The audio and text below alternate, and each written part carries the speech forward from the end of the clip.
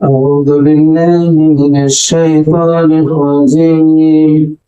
بسم الله الرحمن الرحيم. ولقد آتينا موسى الكتاب وجعلناه معه أخاه هارون وزيرا. فقلنا إلى القوم الذين كذبوا بآياتنا فدمرناهم تدميرا. وقوم نوح لما كذبوا الرسل أغرقناهم وجعلناهم للناس آية وأعتدنا للظالمين عذابا أليما. وعادا وثمود وأصحاب الرس وقرونا بين ذلك كثيرا. وكلا ضربنا له الأمثال وكلا تبرنا تتبيرا. صدق الله العظيم. شروع اللہ وحدہ لا شریک کے نام سے جو بڑا ہی مہربان اور نہایت ہی رحم فرمانے والا ہے۔ اللہ جل وعلا اپنے کلام معزز سورۃ الفرقان آیت نمبر 35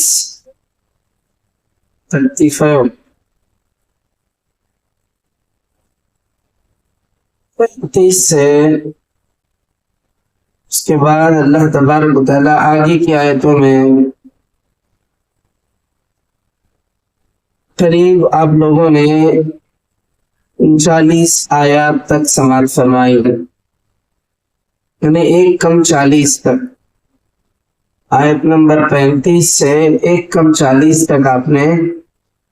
مکمل یہ آیتیں ابھی سماعت فرمائی جو ہے آپ کو میں نے ابھی سنائی۔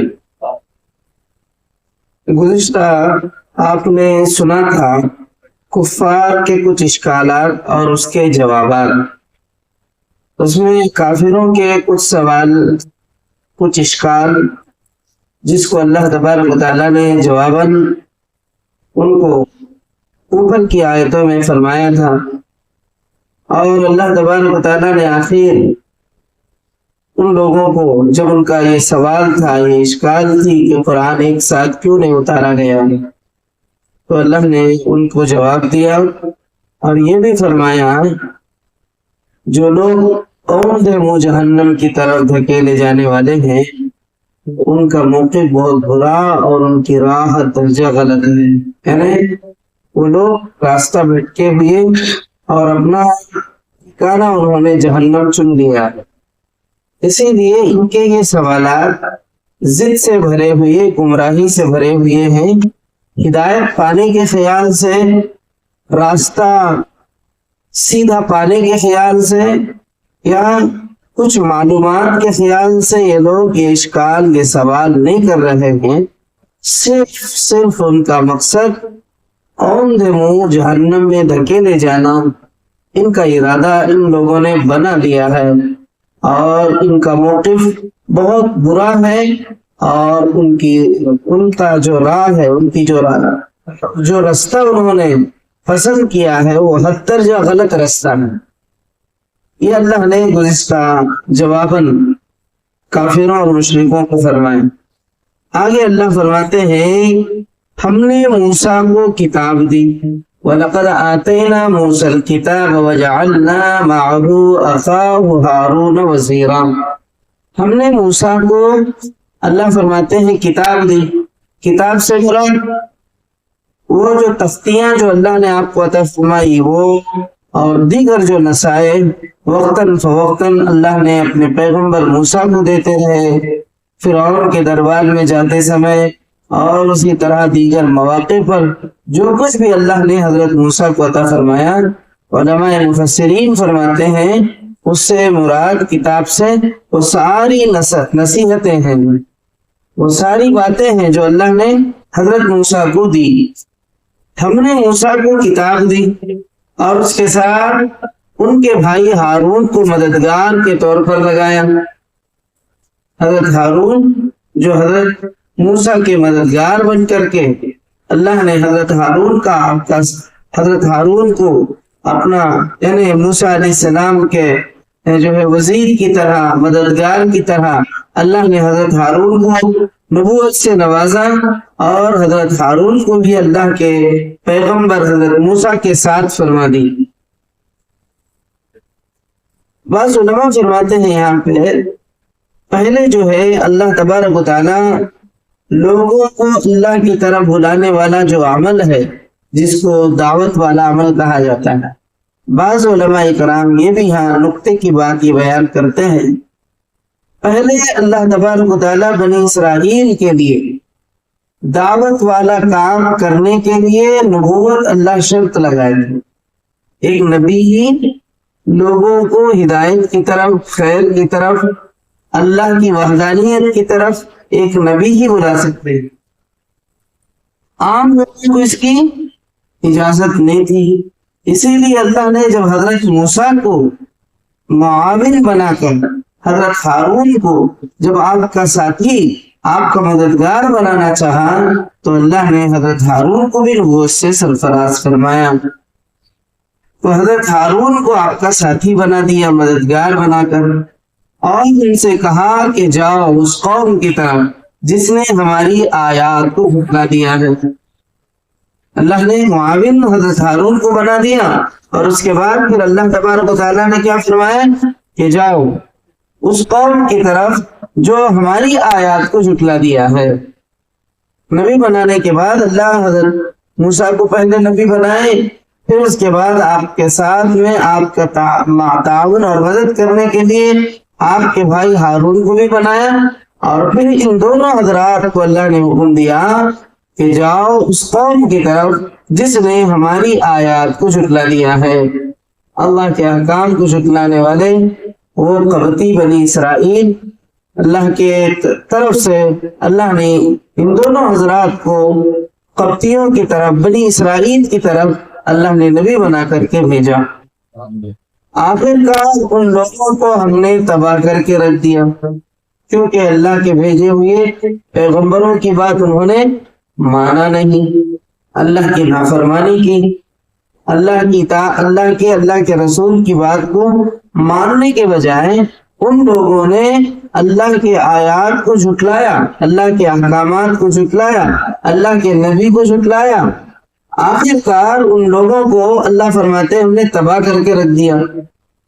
اللہ تبارک و تعالیٰ جیسے قبطیوں کو اللہ تبارک و تعالیٰ تباہ فرما دیے، دریائے نیل میں انہیں غرقاب فرما دیا فرعون کے ساتھ، اور اس کی ساری قوم کو اللہ تبارک و تعالیٰ نے دریائے نیل میں ڈبو دیا۔ یہی حال قوم نوح کا ہوا، یہ تو قبطیوں کا تھا۔ فرعون کے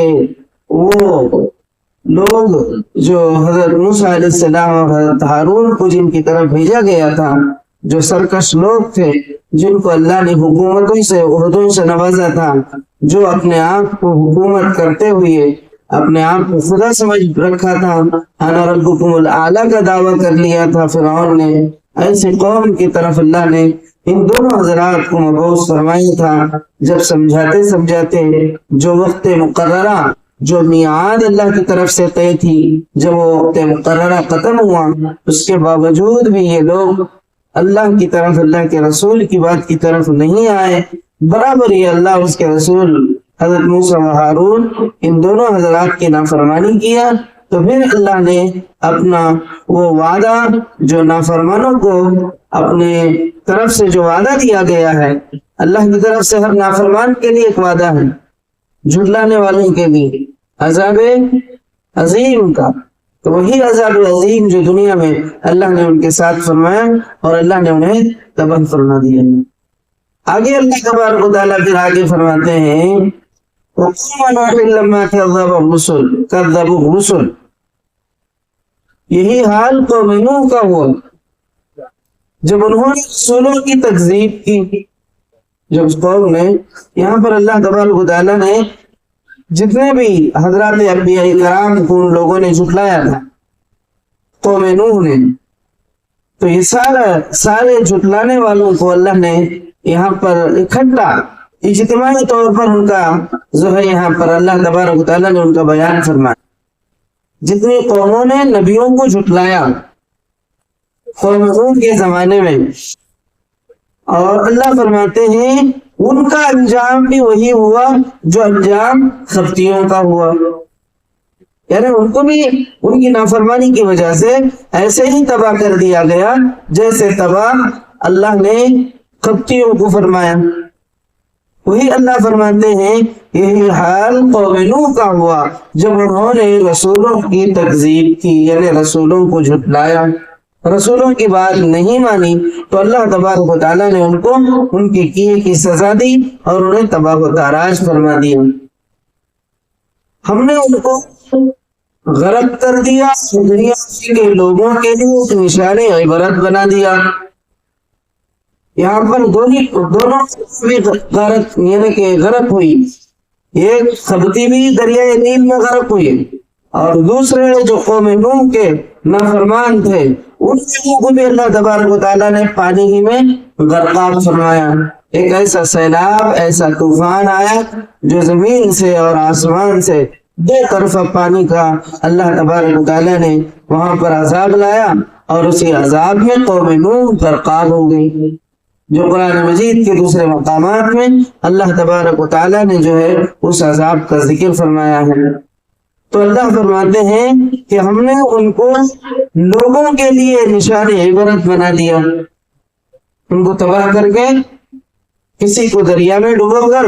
نشان عبرت بنا دیا، کسی کو اللہ تبارک و تعالیٰ نے پانی میں غرقاب کر کے طوفان سیلاب کے ذریعے سے ان کو بھی اللہ نے تباہ کر دیا، اور ان کے تباہ ہونے کو عام لوگوں کے لیے، اس کے بعد لوگوں کے لیے اللہ نے نشان عبرت بنا دی. کسی قوم پر عذاب آتا ہے تو اس قوم کے عذاب کو اللہ نے قرآن میں ذکر فرما کر ہمیں نصیحتاً، ہماری اصلاح کے لیے، ہماری درستگی کے لیے، اور ہمیں عبرت اور نصیحت پکڑنے کے لیے ان واقعات کو بیان کیا، تاکہ ہم لوگ جو ہے ان کی تباہی اور ان کی بربادی جو ان کی نافرمانی کے سبب ہوئی،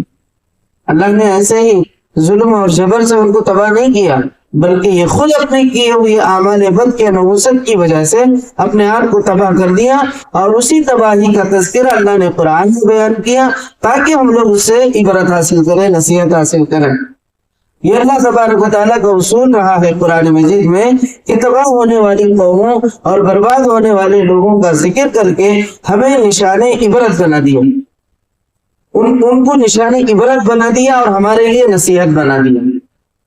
ان لوگوں کو جو تباہ ہوئی ہیں وہ نشان عبرت بن گئے، اور ہمیں ان کی تباہی اور ان کی بربادی ہمارے لیے نصیحت اور درستگی کا سامان بنا دی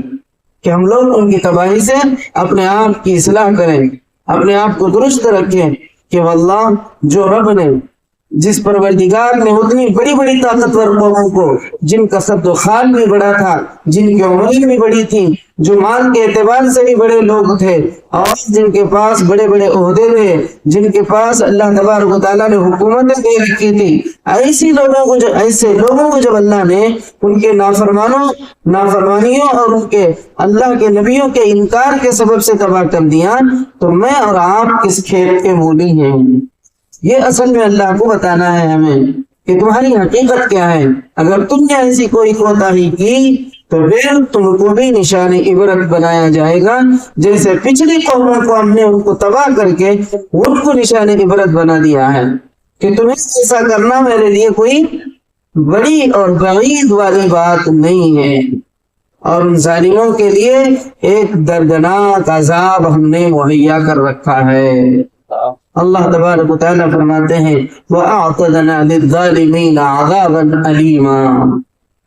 ان ظالموں کے لیے ایک دردناک عذاب ہم نے مہیا کر رکھا ہے، تیار ہے ہر ظالم کے لیے. پیچھے جو ظالم گزرے ہیں جب ان پر آیا ہے عذاب، اگر تم بھی زیادتی کرو گے، ظلم کرو گے، جبر کرو گے، زیادتی کرو گے، تو تمہارا انجام بھی وہی ہوگا جو پچھلی قوموں کا ہوا۔ پھر اللہ تبارک و تعالیٰ بیک وقت میں یہاں پہ قوم نوح کا ذکر بھی ہوا، اور بنی اسرائیل کے